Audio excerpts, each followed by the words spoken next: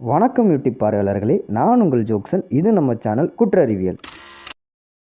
திருட்டு வீசுடுன்னு சொன்னால் உங்களுக்கு எது ஞாபகம் வருதுன்னு எனக்கு தெரியல. பட் எனக்கு அயன் படம் தான் ஞாபகத்துக்கு வருது. இப்போது நம்ம இருக்கிற டைம் லைனுக்கு நம்ம ஒரு படத்தை பார்க்கணுன்னாவோ இல்லை அதை டவுன்லோட் பண்ணாவோ அதுக்காக நிறைய ஆப்ஸ் அண்ட் வெப்சைட்ஸ் வந்துருச்சு. உதாரணத்துக்கு சொல்ல போனால் அமேசான் பிரைம் வீடியோ, நெட்ஃப்ளிக்ஸு, ஆஹான்ட்டு இந்த மாதிரி நிறைய ஆப்ஸ் வந்துருச்சு. 2000 ஸ்டார்டிங்லேருந்தோ இல்லை அதுக்கு முன்னாடிலேருந்தோ இந்த மாதிரி எந்த ஆப்ஸுமே இல்லை. அப்படி இல்லாத டைமில் ஃபேமஸாக இருந்தது இந்த திருட்டு விசிடி. அதுக்குன்னு நான் ஓடிடி ஆப்ஸையும் திருட்டு விசிடியும் ஒன்றுன்னு சொல்ல கிடையாது. எந்த ஒரு ஓடிடி ஆப்ஸுமே தியேட்டரை டேரெக்டாக பாதித்தது கிடையாது. பட் திருட்டு விசிடி அப்படி கிடையாது. உதாரணத்துக்கு சொல்ல போனால் தனுஷோட காதல் கொண்டேன் படம் 2003 அப்போ ரிலீஸ் ஆனிச்சு. படம் ரிலீஸ் ஆகி ரிவ்யூஸ் வாங்குறதுக்கு முன்னாடியே அதோட விசிடி ரிலீஸ் ஆகி பயங்கர ரிவ்யூஸ் வாங்கினுச்சு. இன்னும் டீட்டெயிலாக சொல்லணும்னா படம் ரிலீஸ் ஆகி 3 மாதத்துக்கு அப்புறம் தான் அதோட ஹெச்டிசிடி காப்பி வந்தது.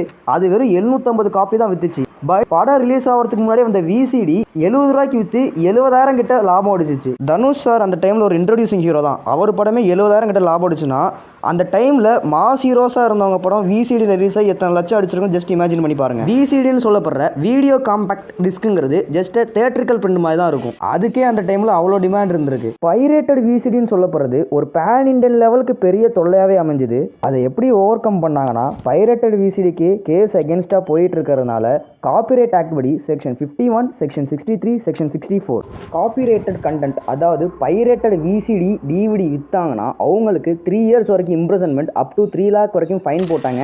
அதையும் தாண்டி ஒரு படி மேலே போய் நிறையா சிடி ஷாப்ஸை ரைட் பண்ணி சீல் பண்ணிட்டாங்க. அதனாலே நிறைய பேர் பைரேட்டட் விசிடி டிவிடி விற்கிறத நிறுத்திட்டாங்க. அதுக்கப்புறம் உள்ளே வந்தவங்க தான் இந்த Tamil rockers, the most notorious torrent side.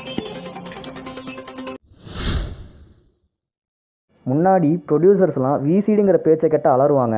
ஆனால் இப்போது தமிழ் ராக்கர்ஸுங்கிற பேரை கேட்டாலே அலறி நடுங்கி தலை தெரிச்சு ஓடுற அளவுக்கு இந்த வெப்சைட் வளர்ந்துருக்கு.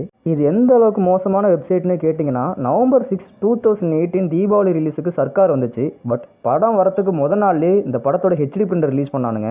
படமே ஏகப்பட்ட பிரச்சனைக்கு அப்புறம் வெளில வருது. இதில் இவனுங்க வேறு ஒரு புது பிரச்சனையை கிளப்பி விட்டானுங்க படம் வரத்துக்கு முதல் நாள்லேயே. இந்த மாதிரி படத்தையெல்லாம் ரிலீஸ் பண்ணுறதுனால தமிழ் ராக்கர்ஸ்க்கு என்ன லாபம், தென் இந்த படத்தையெல்லாம் எப்படி ரிலீஸ் பண்ணுறாங்கிறத டீட்டெயில்டாக பார்ப்போம். 2011 ஒரு குரூப் ஆஃப் ஃப்ரெண்ட்ஸ் கிரியேட் பண்ணதான் இந்த தமிழ் ராக்கர்ஸ்ங்கிற வெப்சைட். பட் இப்போ வேர்ல்டு வைட் லிங்க் இருக்கு. 2011 கிரியேட் பண்ண வெப்சைட்டுக்கு 2014 கிட்ட மக்கள் கிட்ட ஒரு நல்ல அட்டென்ஷன் கிடைச்சது. ஆக்சுவலாக அந்த வெப்சைட்டில் தமிழ் வீடியோ சாங்ஸ் அண்ட் அந்த மூவிஸோட ஹெச்டி பிரிண்ட் வந்ததுக்கப்புறம் அப்லோட் பண்ணுவாங்க.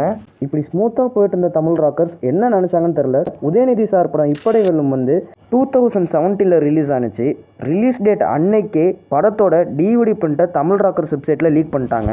தமிழ் ராக்கர்ஸ் அகேன்ஸ்டாக 2017 ஃபஸ்ட்டு எஃப்ஐஆர் ஃபைல் பண்ணாங்க.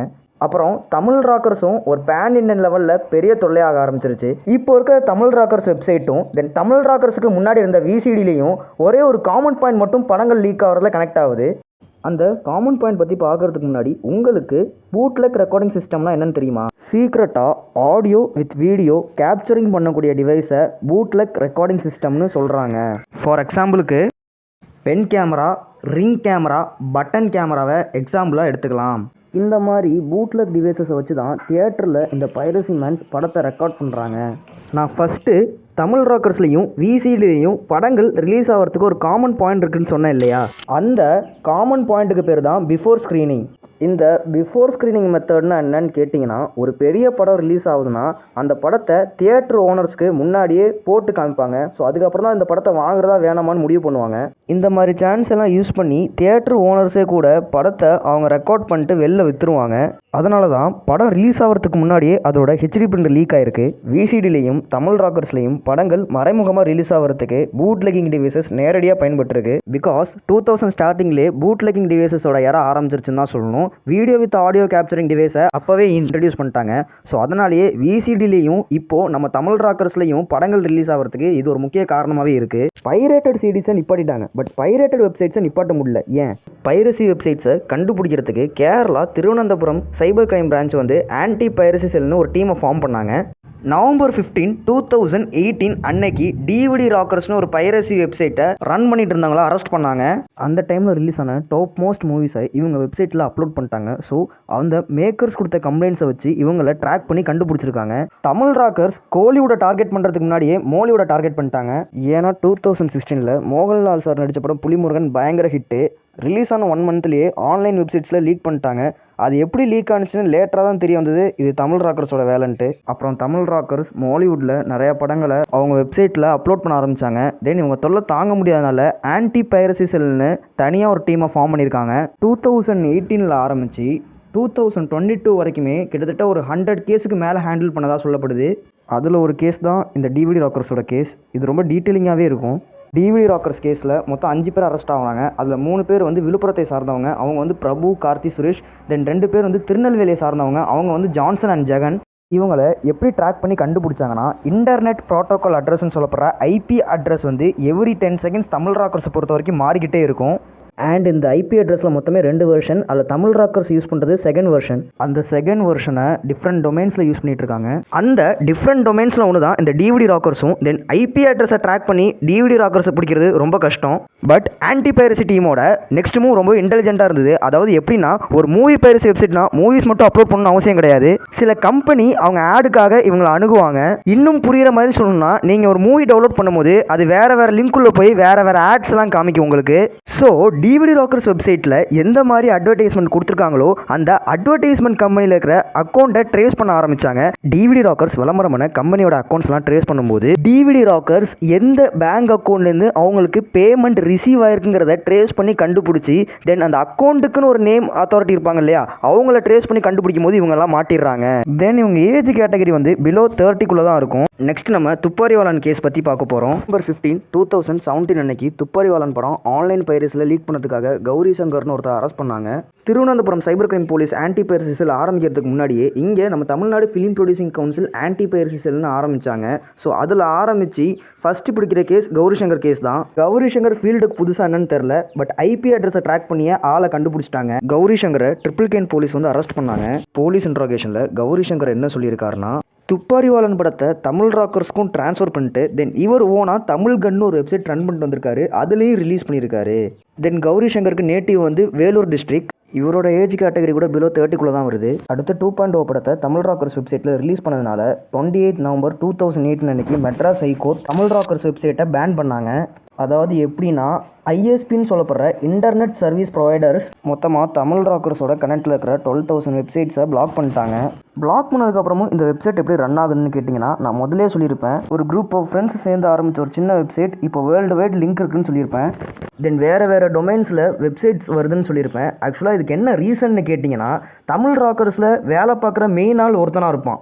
தென் இவங்களுக்கு கீழே நிறைய பேர் வேலை பார்த்துட்டு இருப்பாங்க. அதாவது எப்படின்னா, அட்மின்கிறது ஒருத்தன் தான், ஆனால் அந்த அட்மினுக்கு கீழே வேலை பார்க்குறவன் நிறைய பேர் இருப்பான். அந்த அட்மினுக்கு கீழே வேலை பார்க்குறவனா இவங்க எப்படி செலக்ட் பண்ணுறாங்க தான் இங்கே ப்ராசஸே இருக்குது. நான் ஃபஸ்ட்டு சொன்ன 2 கேசஸ்லையும் அண்ட் நான் பர்சனலாக அனலைஸ் பண்ண கேசஸ்லையும் இருக்கிற காமன் பாயிண்ட்ஸ் பற்றி தான் இப்போ சொல்ல போகிறேன். அதாவது ஏஜ் கேட்டகரி இவங்க எப்படி பார்க்குறாங்கன்னா, பிலோ 30 இருக்கிற ஆளுங்களாக பார்க்குறாங்க. அப்புறம் ஒர்க் வந்து ஜாப்லெஸ்ஸாக பார்க்குறாங்க, அதாவது வேலை இல்லாத ஆட்களை குறி வைக்கிறாங்க. தென் வந்து அவங்க ஒரு மினிமம் டிகிரியோ இல்லை ஒரு 12th கிராஜுவேட்டோ அவங்களுக்கு கம்ப்யூட்டர் ஆப்ரேட் பண்ணுற நாலேஜ் இருந்துச்சுன்னா அவங்கள செலக்ட் பண்ணிக்கிறாங்க. இந்த மாதிரி புரோக்கர்ஸ் கையில் லேப்டாப்பை கொடுத்து அவங்கள வேறு டொமைன்ஸில் வெப்சைட்டை ஆப்ரேட் பண்ண வைக்கிறாங்க. தென் இவங்க ஒரு சில மிஸ்டேக்ஸ்லாம் பண்ணி மாட்டிக்கிறதுனாலும், அப்புறம் 2018 ஹைகோர்ட் வந்து ஐஎஸ்பி சர்வீஸ்லேருந்து எல்லா வெப்சைட்டையும் பிளாக் பண்ணதுனாலும் புரோக்கர்ஸை வெறும் பூட்லெகிங் டிவைசஸை மட்டும் பயன்படுத்திக்கிறாங்க. தென் இந்த புரோக்கர்ஸ் என்ன பண்ணுறாங்கன்னா, பூட்லெகிங் டிவைசஸ்லேருந்து இந்த படத்தையெல்லாம் ரெக்கார்ட் பண்ணி மெயினான ஆளுங்களுக்கு அனுப்பி விட்ருவாங்க. அவங்க வீடியோ எடிட்டிங் சாஃப்ட்வேர் மூலமா அந்த பிரிண்ட்டை இன்னும் கொஞ்சம் டெவலப் பண்ணி படத்தை அவங்களோட அஃபிஷியல் வெப்சைட்டில் லீக் பண்ணிடுறாங்க. 1 மந்த்துக்கு முன்னாடி திருவனந்தபுரத்தில் ஒரு தியேட்டரில் ராயன் படம் ரெக்கார்டிங்கில் இருந்த ஜெப் ஸ்டீஃபன் ராஜுங்கிற ஒருத்தரை போலீஸ் அலைக்கா தூக்கிட்டு போனாங்க. பிகாஸ் ஆஃப் தலைவன் வந்து ஒரு நம்பர்லேயே நிறைய படத்துக்கு டிக்கெட் புக் பண்ணியிருக்காரு. ஸோ நம்பரை வச்சு ட்ரேஸ் பண்ணி அவர் யாருங்கிறத கண்டுபிடிச்சி அலைக்கா தூக்கிட்டு வந்துட்டாங்க. பிருத்திவிராஜ் சார் நடித்த குருவாயூர் அம்பலநடையில் படம் வந்து தமிழ்லையும் சரி மலையாளத்துலையும் சரி பயங்கர ஃபேமஸ். அந்த படம் ரிலீஸ் ஆன நாள்லேயே அந்த படத்தோட ஹெச்டி பிரிண்டை லீக் பண்ண பெருமை தலைவனுக்கே வந்து சேரும். பிருத்திவிராஜ் சாரோட ஒய்ஃப் தான் இந்த படத்தோட ப்ரொடியூசர். தென் வந்து அவங்க கொடுத்த கம்ப்ளைண்ட்டை வச்சு தான் இவரை வந்து பிடிச்சிருக்காங்க. இது வரைக்கும் தமிழ் ராக்கர்ஸ்லேருந்து மாட்டின எல்லாருமே அட்மின் சொல்லுவாங்க. ஆனால் அவங்க அட்மின் கிடையாது, அவங்க ஜஸ்ட் புரோக்கர்ஸ் தான். இப்போ மாட்டின இந்த மனுஷன் அட்மின்லாம் கிடையாது, பட் ஓரளவுக்கு விஷயம் தெரிஞ்ச ஒரு ஆளுன்னு சொல்லலாம். ஏன்னா இவர் கொடுத்த வாக்குமூலத்தின்படி புரோக்கர்ஸே இல்லாமல் மொத்தம் 12 மெம்பர்ஸ் வேறு இடத்துல இருந்து இந்த தமிழ் ராக்கர்ஸ் வெப்சைட்டை வேறு டொமைனில் ஆப்ரேட் பண்ணிட்டு இருக்கிறதா ஜெப் ஸ்டீஃபன் ராஜ் போலீஸ்கிட்ட வாக்குமூலம் கொடுத்துருக்காரு. இதை தாண்டி எந்த தகவலும் இன்னும் போலீஸ்கிட்டேருந்து வரல. இதெல்லாம் வச்சு பார்க்கும்போது என்னோட புரிதல் படி அந்த 12 பேரில் ஒருத்தராக தான் அந்த அட்மின் இருக்கணும்னு நான் நினைக்கிறேன். இதையும் தாண்டி இவங்க மாட்டாமல் இருக்கிறதுக்கு இன்னொரு ரீசன் என்னன்னா, ஒரு படத்தை ரெக்கார்ட் பண்ணிட்டு வந்து இவங்க வெப்சைட்டில் டேரெக்டாக லீக் பண்ணாமல் நிறைய வெப்சைட்ஸ் இதுக்குன்னே இருக்கும். இப்போ தமிழ் ராக்கர்ஸ் தான் பைரசி வெப்சைட்னு நம்ம சொல்ல முடியாது. தமிழ் ராக்கர்ஸ் தாண்டி அதோட டொமைனையும் தாண்டி நிறைய பைரசி வெப்சைட்ஸ் இருக்குது. இந்த மாதிரி வெப்சைட்டுகளுக்கு அவங்க படத்தை கைமாற்றி விட்டால் ஒரு படத்துக்கு 75 lakhsனு வச்சுப்போம். இந்த மாதிரி ஒரு 5-6 படத்தை கைமாற்றி விட்டாலே போதும்.